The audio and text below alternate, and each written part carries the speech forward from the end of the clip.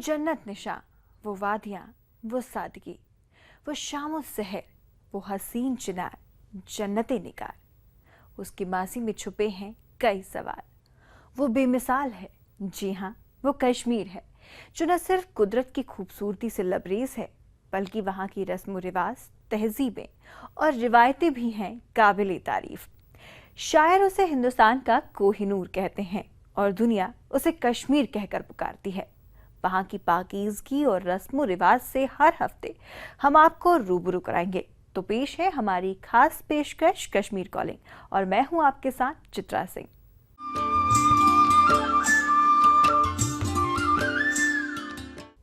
खूबसूरत बाग हमेशा से ही श्रीनगर की कुदरती खूबसूरती में और इजाफा करते रहे हैं। सैलानी यहाँ के बागानों में सैर करने के लिए बेताब रहते हैं। खास तौर पर शालीमार बाग के दीवाने खास सैलानियों की दिलचस्पी का मरकज रहा है। तो चलिए आपको भी खूबसूरत शालीमार गार्डन का दीदार कराते हैं।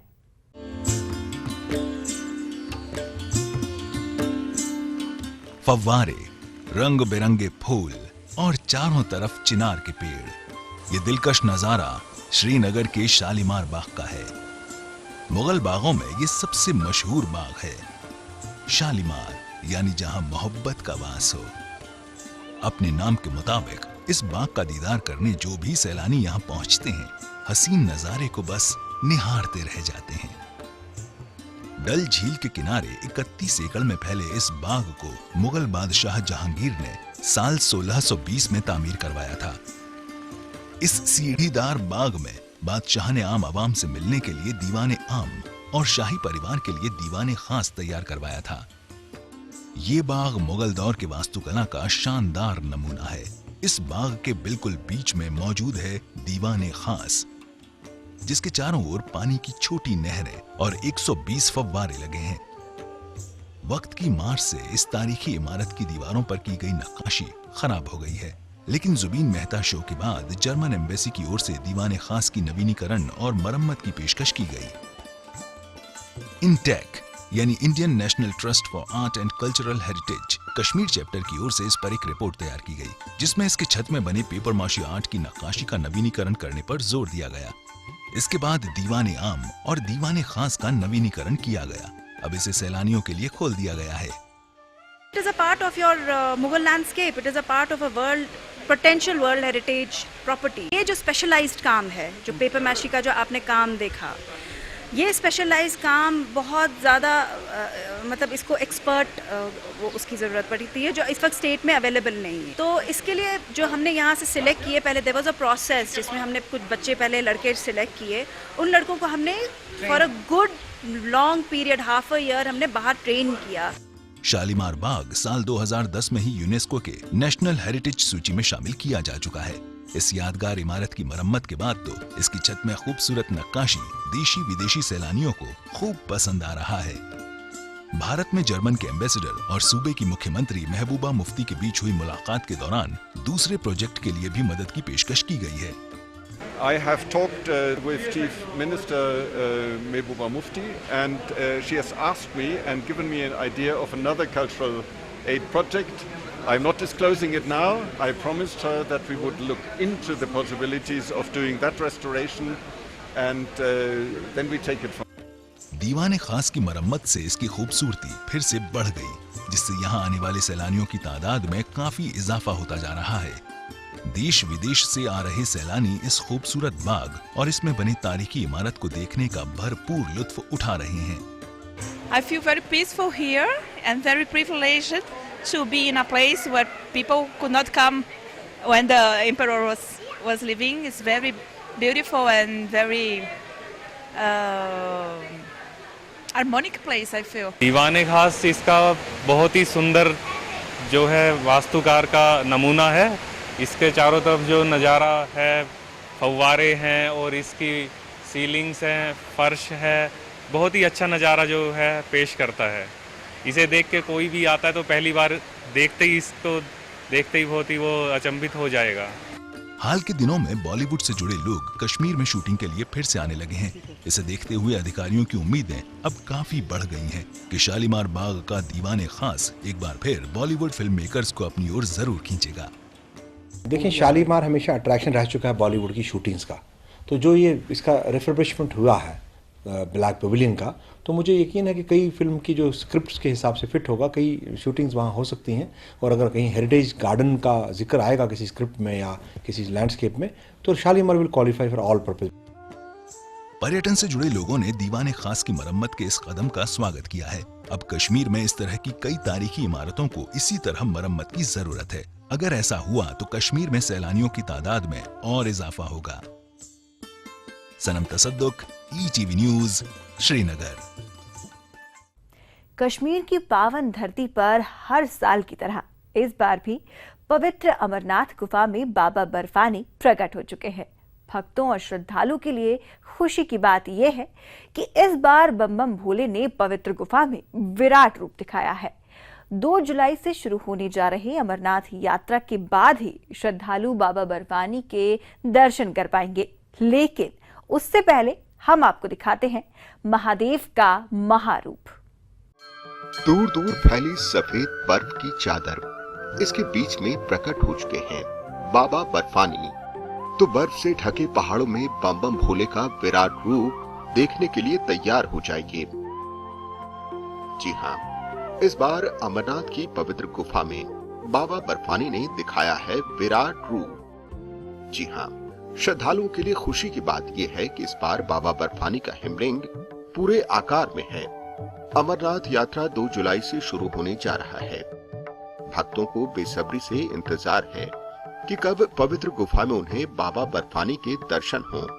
साक्षात दर्शन की मुराद तो यात्रा शुरू होने के बाद ही पूरी होगी, लेकिन ETV के दर्शकों को हम कराने जा रहे हैं पवित्र अमरनाथ की गुफा में बाबा बर्फानी के भव्य रूप का दर्शन। पवित्र गुफा में बाबा बर्फानी के साथ माता पार्वती और गणेश जी भी दिव्य रूप में प्रकट हो चुके हैं। बाबा बर्फानी के भक्त ये सोचकर अभी से खुशी से झूम उठे होंगे कि इस बार पवित्र गुफा में दर्शन होंगे महाहिमलिंग के, और उनकी खुशियों में इजाफा करने के लिए ETV न्यूज लेकर आया है बाबा बर्फानी की एक्सक्लूसिव तस्वीरें, जिसे श्रद्धालु यात्रा शुरू होने के बाद साक्षात देख पाएंगे। आपके माध्यम से मैं श्रद्धालुओं को ये मुबारकबाद देना चाहूँगा कि जो इस साल का जो शिवलिंगम है वो पूरे आकार पर है, और गुजारिश करना चाहूँगा वो जोग दर जोग आए तो हम उनकी जो यात्रा जो है उसमें हम उनका हाथ बटा के उनकी यात्रा को इंशाल्लाह सफल करने की कोशिश करेंगे। अमरनाथ यात्रा के रास्ते में अभी काफी बर्फ जमा है, जिसे हटाना हमेशा चुनौती रहा है, लेकिन अमरनाथ श्राइन बोर्ड और पहलगाम डेवलपमेंट अथॉरिटी की ओर से यात्रा के रास्ते से बर्फ हटाने का काम शुरू कर दिया गया। फिलहाल चंदनबाड़ी से पवित्र अमरनाथ गुफा तक के 32 किलोमीटर के रास्ते में पिसू टॉप, एमची टॉप, शेषनाग और पंचतरणी में बर्फ हटाने का काम जारी है। तो वहीं दूसरी ओर श्रद्धालुओं की सुरक्षा के साथ तमाम तरह की सुविधाओं का भी पूरा इंतजाम किया जा रहा है।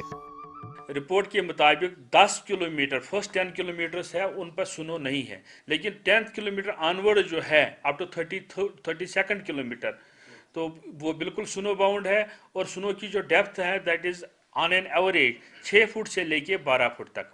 हमारे शेषनाग जो है मेन मार्केट में इस वक्त जो है रिकॉर्डेड स्नो डेप्थ है दैट इज 6 फीट।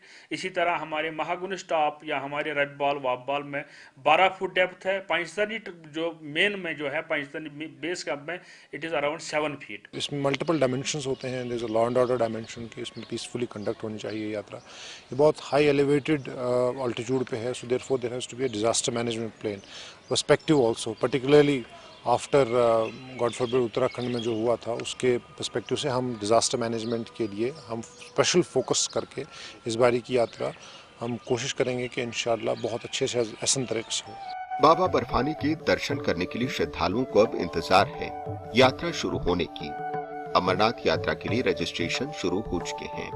अब तक 1,44,000 श्रद्धालु अमरनाथ यात्रा का रजिस्ट्रेशन करवा चुके हैं, और इस बार तो भोलेनाथ ने पवित्र गुफा में ऐसा विराट रूप दिखाया कि यात्रा शुरू होने से पहले उनके अंतर्ध्यान होने का अंदेशा कम ही है।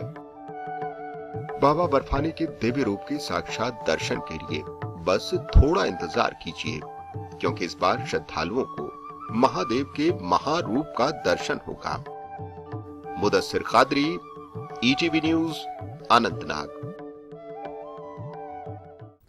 अमरनाथ की पवित्र गुफा में बाबा बर्फानी का विराट रूप दिखाने के बाद फिलहाल यहाँ पर रुक रहे हैं हम एक छोटे से ब्रेक के लिए, लेकिन आप कहीं मत जाएगा, क्योंकि ब्रेक के बाद हम आपको मिलवाएंगे कश्मीर के एक ऐसे होनहार नौजवान से जिन्होंने आईएएस परीक्षा में दूसरा स्थान हासिल करने का कारनामा कर दिखाया है।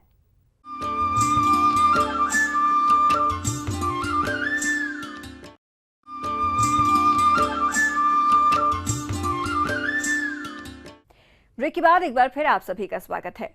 कहते हैं कि हौसले बुलंद हों तो मंजिल तक पहुंचना नामुमकिन नहीं, और इस बात को साबित कर दिखाया है कश्मीर के अथर आमिर उल शफी नाम के एक नौजवान ने, जिन्होंने आईएएस मेरिट लिस्ट में दूसरा स्थान हासिल किया है।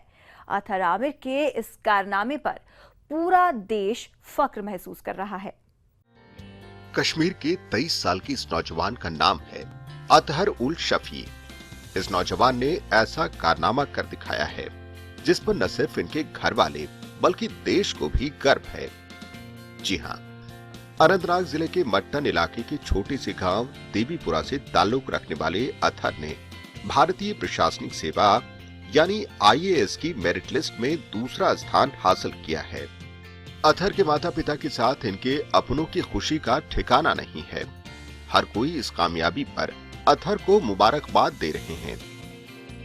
पिछले साल भी अथर सिविल सेवा परीक्षा में कामयाब हुए थे, जिसमें इन्हें भारतीय रेल ट्रैफिक सेवा के लिए चुना गया था, लेकिन आईएएस बनने के जुनून ने अथर को फिर से परीक्षा में बिठाया और अथर ने इस बार दूसरा स्थान हासिल कर दिखाया। लास्ट टाइम मुझे 560 रैंक मिली थी, जिसपे मुझे आईएएस नहीं बल्कि इंडियन रेलवे ट्रैफिक सर्विस मिला था। वो बहुत अच्छी सर्विस है, लेकिन मन में यही था कि आईएएस की हैसियत से ही शुरू किया जाए, क्योंकि जो रोल्स जो रिस्पॉन्सिबिलिटीज़ एक आईएएस होते हुए आपको मिलता है, शायद ही किसी दूसरी सर्विस में मिलता है। आप लोगों के पास जाके लोगों के साथ काम कर सकते हैं, लोगों की उम्मीदें आपके साथ बहुत ज़्यादा जुड़ी हुई होती हैं। अथर की इस कामयाबी पर इनके माता पिता के साथ इनके अपने भी बेहद खुश हैं। पेशे से शिक्षक अथर के पिता को अपने बेटे पर गर्व है, तो वहीं अथर की मां की खुशी का ठिकाना नहीं है। आखिर उनके बेटे ने आईएएस बनने का कारनामा जो कर दिखाया है। हर एक पेरेंट में खुशी होती है अगर कोई बच्चा उसका बच्चा कोई कारनामा अंजाम दे। So I am highly proud of my son as he has cracked this post stage regarding this IAS examination. बचपन से वो बहुत ज़हीन था, लेकिन अपने काम पे वो मशगूल था। वो थोड़ा ही घूमना फिरना करता था, लेकिन अपने ही काम पे मशगूल रहता था। आज वो कामयाब हुए, मेरे दिल में बहुत खुशी हो गई, लेकिन मेरे बच्चे ने बहुत बड़ा मैदान मार दिया। जी, J&K का नाम उसने रोशन कर दिया। बचपन से ही पढ़ाई लिखाई में तेज अथर ने अनंतनाग और श्रीनगर से स्कूली शिक्षा ली। साल 2010 में इनका चयन आईआईटी मंडी में हो गया। 2 साल पहले इंजीनियरिंग की पढ़ाई पूरी की, लेकिन आईएएस अधिकारी बनकर लोगों की मदद करने के सपने को अपनी मेहनत और लगन से आखिरकार इन्होंने साकार कर दिखाया। कश्मीर के इस होनहार नौजवान की कामयाबी पर पूरे देश को नाज है। Mudassir Qadri, ETV news, Anantnag. दस्तकारी और कश्मीरियत कभी दो अलग पहलू नहीं रहे। पुराने जमाने से ही फर्श पर बिछाने के लिए कश्मीर में गब्बा का इस्तेमाल होता आया है। गब्बा निहायती ही खूबसूरती से सजाया हुआ होता है, जो कश्मीर के हर घर की जीनत है। तो चलिए आपको भी दिखाते हैं कश्मीर की ये खूबसूरत दस्तकारी। कश्मीर घाटी की रिवायत और तहजीब और यहाँ की अलग तरह की दस्तकारी कश्मीर को एक अलग पहचान अता करती है। ये कश्मीर का खूबसूरत गब्बा है। ये सदियों से कश्मीर के हर घर की जीनत रही है। कश्मीरी गब्बा कंबल पर ऊन के रंगीन धागों से बेहतरीन अंदाज में कढ़ाई कर बनाया जाता है। इसे बनाने का पूरा काम हाथों से होता है। कारीगर इसे पूरी लगन से इसकी खूबसूरती को दुगना कर देते हैं। पहले गब्बा सिर्फ अमीरों के घरों या फिर इसे मजहबी जगहों पर इस्तेमाल किया जाता था, लेकिन वक्त के साथ इसका इस्तेमाल आवाम लोग भी अपने घरों में करने लगे हैं। हम सादा कंबल लाते हैं और इन पर मुख्तलिफ डिजाइन तैयार करते हैं और कई रंगों के धागों से गब्बे पर नक्श निगारी करते हैं। हम एक गब्बे में 40 से ज्यादा रंगों का इस्तेमाल करते हैं। हम इसे बेहतरीन बनाने की कोशिश करते हैं ताकि हमें इसकी अच्छी कीमत मिले। कारीगर बड़ी मेहनत और लगन से गब्बा बनाते हैं। एक गब्बा बनाने में कारीगरों को कम से कम 1 हफ्ते का वक्त लग जाता है, लेकिन ये गब्बा न सिर्फ कश्मीरियों के घरों की जीनत बढ़ाते हैं, बल्कि ये सैलानी में भी बेहद मकबूल हैं। ये जो गब्बा साजी का काम है, ये सब कुछ हाथ से होता है। इसमें कभी कोई मशीन का काम है नहीं, न ही कभी कोई मशीन इसमें आई है। ये सब कुछ हाथ से होता है। गब्बा कश्मीर की बेहतरीन कारीगरी है। गब्बा साजी का काम सिर्फ हाथों का है, इसीलिए इन्हें तरजीह दी जाती है। बच्चे भी इन गब्बों को खूब पसंद करते हैं। इन गब्बों का इस्तेमाल दरवाजे और खिड़कियों के पर्दे के तौर पर भी किया जाता है। कश्मीर में गब्बा बनाने का काम कब शुरू हुआ, इस बारे में पुख्ता जानकारी तो नहीं है, लेकिन इस फन को कश्मीर के पुराने फन में शामिल किया जाता है। हालांकि कुछ जानकारों ने इस फन को बौद्ध काल के दौर से जोड़ा है, क्योंकि गौतम बुद्ध के दौर में बैठने के लिए जो चीजें इस्तेमाल में लाई जाती थीं, कमोबेश वो इन गब्बों की तरह होते थे। लेकिन इस फन को जिंदा रखने का श्रेय महाराजा रणबीर सिंह को जाता है, जिन्होंने गब्बा बनाने से जुड़े कारीगरों को दावत दी, जिससे इस फन को बढ़ावा मिला। ब्यूरो रिपोर्ट के साथ मुदस्सिर कादरी, ETV न्यूज, अनंतनाग। कश्मीर के घरों की जीनत गब्बा को दिखाने के बाद फिलहाल यहाँ पर रुक रहे हैं एक छोटे से ब्रेक के लिए, लेकिन आप कहीं मत जाएगा, क्योंकि ब्रेक के बाद हम आपको दिखाएंगे कश्मीर का शानदार Sher Kashmir International Conference centre.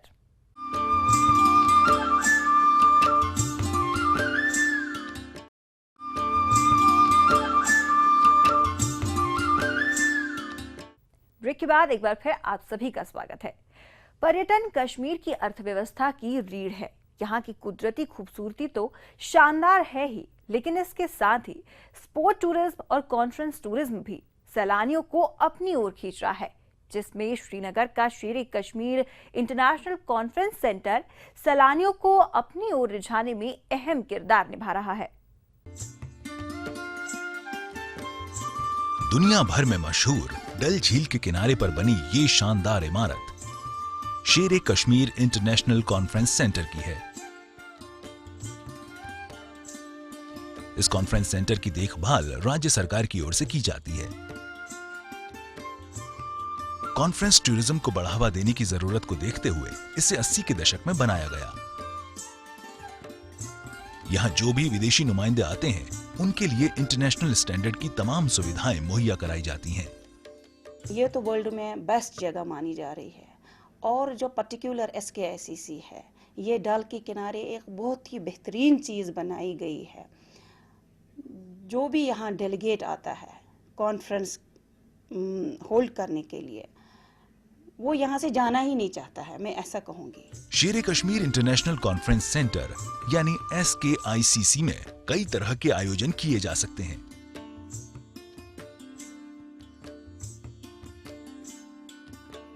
यहाँ कई तरह के कॉन्फ्रेंस हॉल और एग्जीबिशन लॉन भी हैं। लेकिन इस कॉन्फ्रेंस सेंटर की खासियत है इसमें बना शानदार ऑडिटोरियम। इसमें एक साथ 800 लोगों के बैठने की जगह है। इसमें बना बैंक्वे और विंटर हॉल की तुलना किसी इंटरनेशनल स्टैंडर्ड के कन्वेंशन सेंटर से की जा सकती है। इतना ही नहीं, यहाँ वाईफाई, ऑडियो विजुअल सिस्टम जैसी तमाम आधुनिक सुविधाएं भी मौजूद हैं।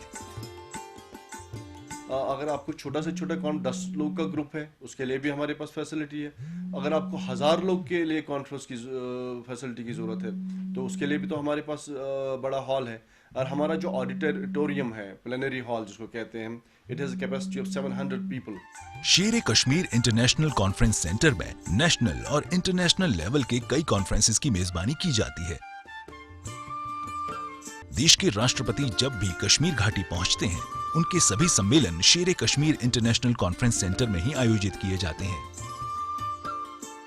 कीपिंग इन व्यू जो इसका बैकग्राउंड है, जो उसका महली वकू है, मुझे लगता है शायद ही कहीं होगा पूरी दुनिया में।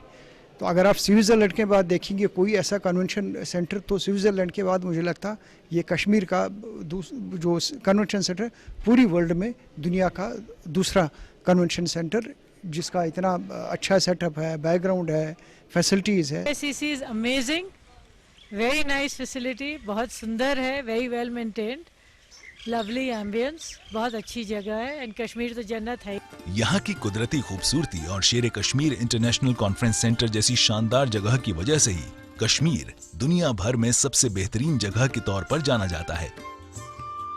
जाहिर है, जहाँ तमाम तरह की बेहतरीन सुविधा मौजूद हो तो भला वहाँ कौन नहीं आना चाहेगा। Parvez Bhat, ETV news, Srinagar. Kashmir calling की इस खास पेशकश में आज के लिए बस इतना ही। मुझे दीजिए इजाजत, लेकिन देश और दुनिया की तमाम खबरों के लिए आप बने रहिए ETV के साथ। नमस्कार।